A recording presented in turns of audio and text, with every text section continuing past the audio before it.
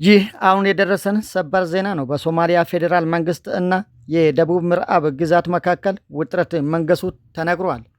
በሶማሊያ የፌዴራል መንግስት እና የደቡብ ምዕራብ ግዛት መካከል ውጥረት ማየሉን ተከትሎ ከግብፅ የተሰጡ የጦር መሳሪያዎች ለታጣቂዎች ተላልፈዋል የሚል ክስም ቀረበ። በሞቃዲሾ እና በደቡብ ምዕራብ ግዛት መካከል ሰሞኑን እየተባባሰ የመጣውን የፖለቲካ ውጥረት ተከትሎ የሶማሊያ ፌዴራል መንግስት ከግብፅ ያገኘውን የጦር መሳሪያ አልሸባብን ለመውጋት ከመጠቀም ይልቅ ለአካባቢ ታጣቂዎች አስተላልፈዋል ሲሉ የደቡብ ምዕራብ ግዛት ፓርላማው አፈ ጉባኤ ከሰሱ።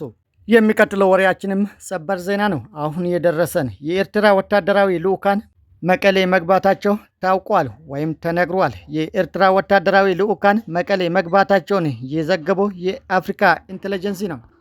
ባለፈው የካቲት ወር የመጨረሻ ቀናት የኤርትራ ከፍተኛ ወታደራዊ መኮንኖች በመቀሌ መገኘታቸውን አፍሪካ ኢንተለጀንስ የዘገበ ሲሆን እንደ ዘገባው ከሆነ በብርጌደር ጄኔራል ኢዮብ ፍስሐዬ የተመራና ሌሎች ከፍተኛ ወታደራዊ መኮንኖችን ያካተተ የልዑካን ቡድን በትግራይ ክልል ርዕሰ መዲና መቀሌ መገኘታቸውን ገልጿል። ልዑካኑ መቀሌ ከተማ ከመግባቱም ባለፈ ከክልሉ የሰላም እና የጸጥታ ቢሮ ኃላፊ ጄኔራል ፍስሐ ኪዳኑ ወይም ማንጁስ ጋር ውይይት ማድረጋቸውን ሪፖርቱ ጠቁመዋል። ይህ ስብሰባ ተካሂዷል የተባለበት ወቅት የካቲት የመጨረሻ ቀናት የትግራይ ኃይሎችን ወይም ቲዲኤፍ በበላይነት የሚመራው የክልሉ ጸጥታ ቢሮ በወቅቱ የፌዴራል መንግስትን በከፍተኛ እየተቸበት በነበረበት ወቅት ነው ተብለዋል። በሌላ በኩል ደግሞ ይህ የኤርትራ ወታደራዊ መኮንኖች ጉብኝት መረጃ ይፋ የሆነው የትግራይ ክልል ጊዜያዊ አስተዳደር ከኤርትራ መንግስት ጋር ምንም አይነት ግንኙነት እንደሌለው በተደጋጋሚ ሲገልጽ በቆየበት ማግስት መሆኑ ዘገባውን አነጋጋሪ አድርጎታል ተብለዋል። በመካከለኛው ምስራቅ በአሜሪካና በእስራኤል ጥምረት በኢራን ላይ የተጀመረው ጦርነት ዛሬ 25ኛውን ቀን ይዘዋል። ጦርነቱ ብዙ ሰብአዊና ቁሳዊ ጉዳት ማድረሱም ተዘግቧል። በእስካሁኑ ጦርነት ከ2660 ሰዎች በላይ ሲሞቱ 28280 በላይ ደግሞ መቁሰላቸው ታውቋል። ከነዚህ ከሞቱትና ከቆሰሉት ውስጥ በኢራን የሞቱት 1500፣ የቆሰሉ 18551፣ በሊባኖስ የሞቱት 1039፣ የቆሰሉ 2876፣ በኢራቅ 61 ሲሞቱ ብዙዎቹ ቆስሏል። በእስራኤል 18 ሲሞቱ 4829 ቆስሏል።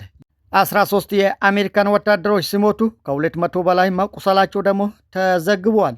በአጠቃላይ በመካከለኛው ምስራቅ ሀገራት በኩዌት፣ በሶሪያ፣ በባህሬን፣ በሳውዲ አረቢያ፣ በዩናይትድ አረብ ኤሚሬት፣ በኦማን፣ በኳታር፣ በጆርዳን በድምሩ ከ240 ሰዎች በላይ ሲገደሉ ብዙዎቹ መቁሰላቸው ተረጋግጧል። እንደዚሁም በሊባኖስ ኃይለኛ ጦርነት እየተካሄደ በመሆኑ በሊባኖስ ከ1 ሚሊዮን በላይ ከቤታቸው መፈናቀላቸው ተዘግቧል። የዘገቡት ሲኤንኤንና አናዱሉ ናቸው። ይህ ጦርነት እንደ ጦርነቱ ከባድና በከባባድ መሳሪያዎች በድሮንና በሚሳኤሎች ታጅቦ እየተካሄደ በመሆኑ ጦርነቱ በጣም የሰለጠነና የረቀቀ መሆኑ አስመስክረዋል። ለ25 ቀናት ሲካሄድ በነበረው ጦርነት የሞቱት የሰዎች ብዛት 2660 ብቻ ሲሆኑ ይህ ጦርነት በአፍሪካ ቢሆን ምን ያህል ሰው ይሞታል የሚል ግምትም አስከትለዋል። በምሳሌነት የተነሳው በኢትዮጵያ ፌዴራል መንግስትና በትግራይ ክልል ወይም በቲኤልኤፍ መካከል ተካሂዶ በነበረው ጦርነት ከዚህ ጦርነት ጋር ሲነጻጸር የደረሰው የሰብአዊ ጉዳት ሰማይና ምድር ነው። በ15 ቀን ውስጥ ከ500 ሺህ በላይ የሰው ህይወት ሲጠፋ በአንድ ወር ከ1 ሚሊዮን በላይ የሰው ህይወት ጠፍቶ ነበር። ልዩነቱ የሰማይና የምድር ነው። ይህ የመካከለኛው ምስራቅ ጦርነት በኢኮኖሚ በኩልም እንደ ዓለም ትልቅ ክሳራ እያስከተለ ነው። የጦርነቱ ተዋንያኖች ክሳራ እንዳለ ሆነው እንደ ዓለም በነዳጅ ዋጋ ላይ ብቻ ትልቅ ጭማሪ በመፈጠሩ የዓለምን ኢኮኖሚ አሸብረዋል። በሌላ በኩል በግብፅ ላይ የደረሰ ክሳራ ብቻ ስንመለከተው ግብፅ ከስዊዝ ቦይ የምታገኘውን የ10 ቢሊዮን ዶላር ማጣቷ ተዘግቧል። አሁን የደረሰን ሰበር ዜና ብሬኪንግ ኒውስ። በአሜሪካ ያልታሰበ ክስተት ተከስቷል። በአሜሪካ ግዙፍ የነዳጅ ማጣሪያ ፋብሪካ ላይ ከባድ ፍንዳታ ተከሰተ።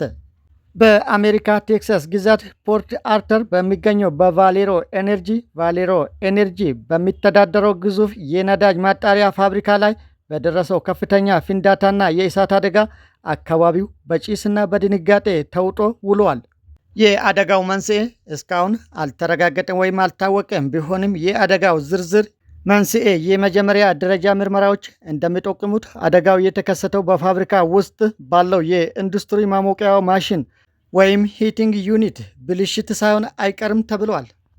የጉዳቱ መጠን ከአካባቢው እንደተገለጸው ፍንዳታው በጣም ኃይለኛ ከመሆኑም የተነሳ በአቅራቢያ ያሉ ቤቶችንና ሕንፃዎችን ያናወጠ ቢሆንም በሰው ሕይወት ላይ የደረሰ ጉዳትም ሆነ የቆሰለ ሰው የለም ተብለዋል። በዚሁም መሰረት በፋብሪካ የነበሩ ሰራተኞችም ሙሉ በሙሉ በሰላም መገኘታቸው ተነግሯል። የደረሰው አደጋ በነዳጅ አቅርቦት ላይ ማስተጓጎልን ሊፈጥር ይችላል ተብሏል። ምክንያቱም ይህ የፖርት አርተር ማጣሪያ ፋብሪካ በቀን ከ435,000 ባርሜል ነዳጅ፣ ዲዝልና የአውሮፕላን ነዳጅ የሚያመርት በመሆኑ የደረሰው አደጋ በምርቱ ላይ ተጽዕኖ ሊኖረው እንደሚችል ተገምተዋል። በዚህ ምክንያት በዓለም አቀፍ የነዳጅ ገበያ ላይ የዋጋ ንረት ሊያስከትል እንደሚችልም ተሰግቷል።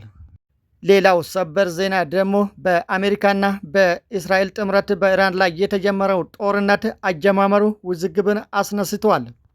ፕሬዝዳንት ዶናልድ ትራምፕ ጦርነቱን የጀመርኩት በሰው ግፊት ነው፣ እንጀምር ስላሉኝ ነው የጀመርኩት ብሎ ተናግሯል። ትራምፕ ጦርነቱን የጀመረው በሌሎች ተገፋፍቶ መሆኑን ገልጾ ለጦርነቱ የአሜሪካ መከላከያ ቢሮ ኃላፊ ፔት ሄግስን ተጠያቂ አድርገዋል። ፔት ሄግስ ጦርነቱን በመደገፍ ያናገረኝ የመጀመሪያው ሰው ነው ብሎ ተናግሯል። እሱ ነው ጦርነቱን እንጀምር ያለኝ ብሎ ሄግስን ወቅሷል። ይህ እንዳለ ሆነው በመጨረሻ ኢራንን አስጠንቅቀዋል። ኢራን አንድ የመጨረሻ እድል አላት ብለዋል። እድሉ ግን ምን እንደሆነ አልገለጹትም። ሌላ ሰበር ዜና አሜሪካና እስራኤል በኢራን የኃይል ማመንጫና የነዳጅ ማጣሪያ ላይ ዛሬ ጥቃት አድርሰዋል። ጥቃቱ የተፈጸመው የአሜሪካው ፕሬዝዳንት ዶናልድ ትራምፕ ለ48 ሰዓታት የሰጠውን የማስጠንቀቂያ ጊዜ ገደብ ወደ 5 ቀን ማራዘሙን ካስታወቀ ከጥቂት ሰዓታት በኋላ ነው ተብለዋል። ጥቃቱን የፈጸሙት በሁለት ቦታ ላይ ሲሆን በኢስፋሃንና በኮረምሻር በሚባለው ቦታ ላይ የሚገኙ የኃይል ማመንጫና የነዳጅ ማጣሪያ ላይ ነው ተብለዋል። በጥቃቱ የደረሰው ጥቃት ለጊዜ ባይታወቅም ወይም ባይገለጽም በተፈጸመው ጥቃት ምክንያት አገልግሎቱ አልተስተጓጎለም ተብሏል። ኢራንም ለጥቃቱ አጸፋ ለመመለስ ወደ እስራኤል ብዙ ሚሳኤሎችን ተኩሳለች ተብሏል። በተተኮሱት ሚሳኤሎችም ብዙ ጉዳት የደረሱ እንደሆነም ተዘግቧል። በጥቃቱ በሰው ሕይወትና በሕንፃዎችም ላይ ጉዳት መድረሱ ተነግሯል። እንደዚሁም በተመሳሳይ በአረብ ሀገሮች በሚገኙ የአሜሪካ የጦር ሰፈሮች ላይም ጥቃት መፈጸሟ ተዘግቧል። ሌላ ሰበር ዜና የእስራኤሉ ጠቅላይ ሚኒስትር ቤንያሚን ኔታንያሁ ጦርነቱ እንዲቆም የሚወስነው ዶናልድ ትራምፕ ወይም አሜሪካ አይደለችም ብለዋል። በአሜሪካ ውሳኔ ጦርነት አይቆምም ስትል እስራኤል ገልጻለች። በፓኪስታን ምድር አሜሪካና ኢራን ሊደራደሩ እንደሆነ መረጃው እውነት እየሆነ መምጣቱን ተከትሎ የእስራኤል ጠቅላይ ሚኒስትር ቤንያሚን ኔታንያሁ ከኢራን ጋር ያለው ጦርነት የሚያበቃው በአሜሪካ ውሳኔ አይደለም፣ ይህ ጦርነት የሚያበቃው የእስራኤል መከላከያ ሰራዊት ይህ ጦርነት ያበቃል ሲል ብቻ ነው ብለዋል። በሌላ በኩል ደግሞ እስራኤል ለአውሮፓ ሀገሮች ይድረሱልን ጥሪ አቅርባለች። የእስራኤሉ ጠቅላይ ሚኒስትር ቤንያሚን ኔታንያሁ አውሮፓውያን እባካችሁ በፍጥነት ጦርነቱን ተቀላቀሉን፣ ከእስራኤል ጋር ሁኑ ሲሉ የአውሮፓ ሀገራትን መማጸናቸው ተዘግቧል። ኔታንያሁ ባደረጉት ንግግር ባለን የደህንነት መረጃ መሰረት ኢራን በፈረንሳይዋ ፓሪስና በእንግሊዟ ለንደን ላይ ጭምር ለመተኮስ እንደተዘጋጀች አውቀናል። ስለዚህም ለኛ ብላችሁ ሳይሆን ራሳችሁን ለመከላከል ስትሉ ጦርነቱን ተቀላቀሉንና ኢራንን ለአንዴና ለመጨረሻ ጊዜ እናውድማት የሚል ጥሪ አቀርበዋል። ጦርነቱ አሁንም በከፍተኛ ሁኔታ ተባብሶ ቀጥሏል። የተለያዩ የእስራኤልና የኢራን መገናኛ ብዙሃኖች በርካታ ዘገባዎችን ማውጣት ቀጥለዋል።